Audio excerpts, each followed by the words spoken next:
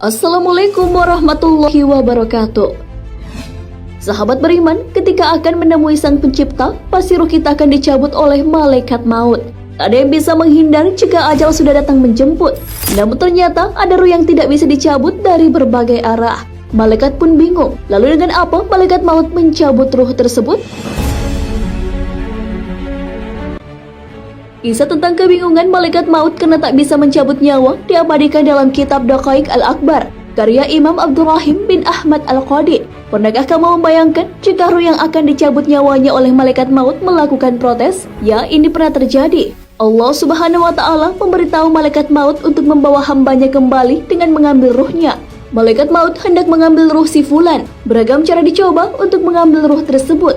Malaikat maut mencoba mengambil ruh dari mulut jasad tersebut, namun tak bisa. Mulut fulan sedang berzikir kepada Allah Subhanahu wa Ta'ala. Lisan pun berkata bahwa malaikat maut tak punya jalan untuk mengambil ruh tersebut dari lisan, karena ia senantiasa berzikir menyebut nama Allah Subhanahu wa Ta'ala. Karena tak berhasil, malaikat maut pun kembali menghadap Allah dan mengadukan apa yang sedang dialaminya.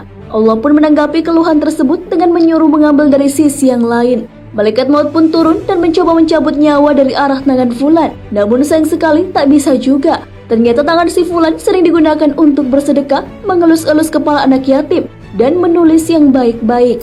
Tangan tersebut berkata, "Bukan dari arahku, engkau mengambil ruhku." Lagi-lagi malaikat maut menghadap Allah Subhanahu wa Ta'ala dan mengadukan hal yang dialaminya. Ia mengatakan sama persis dengan yang dikatakan oleh tangan fulan. Allah pun kembali bertitah untuk mengambil dari sisi yang lain.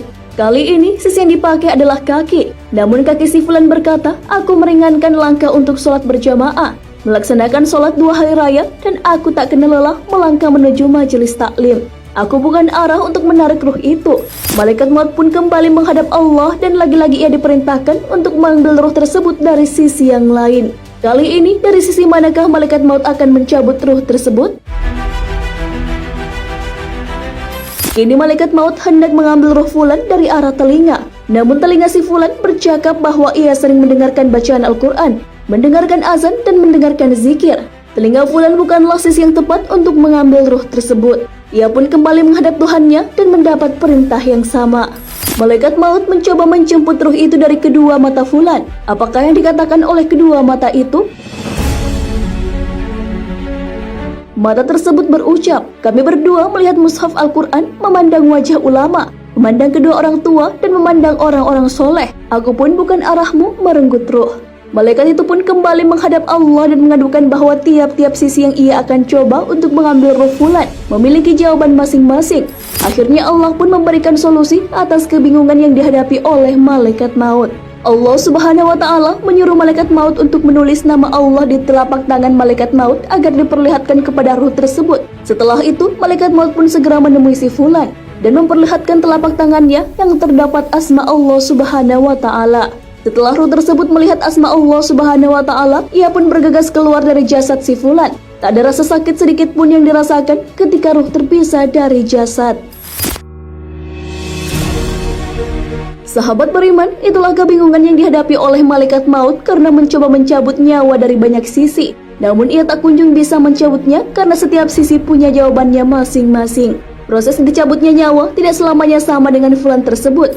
Namun ada kalanya malaikat mencabut nyawa dengan menyakitkan. Hal ini sesuai firman Allah Subhanahu wa Ta'ala. Alangkah dahsyatnya sekiranya kamu melihat di waktu orang-orang yang zalim berada dalam tekanan-tekanan sakratul maut. Sedang para malaikat memukul dengan tangannya sambil berkata, "Keluarkan nyawamu. Di hari ini kamu dibalas dengan siksaan yang sangat menghinakan. Karena kamu selalu mengatakan terhadap Allah perkataan yang tidak benar.